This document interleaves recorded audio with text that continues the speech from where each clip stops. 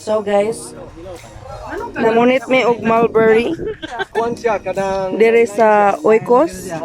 Mo ni siya. lain-lain siya. Kanto mga lemons sa to. Lemons, mga cherries, mga limonsito, Wala na siya kanang kaning morning lansones, rambutan ara din ang area.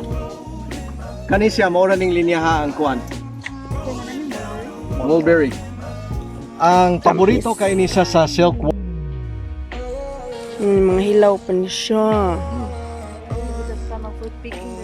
Yes, pwede na. Sampulan na rin ron, no?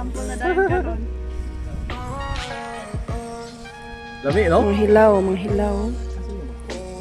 Kani hapit na ni mahinog. Yeah, hapit na. So ato lang kaon. Pwede na siya. Pwede na din eh.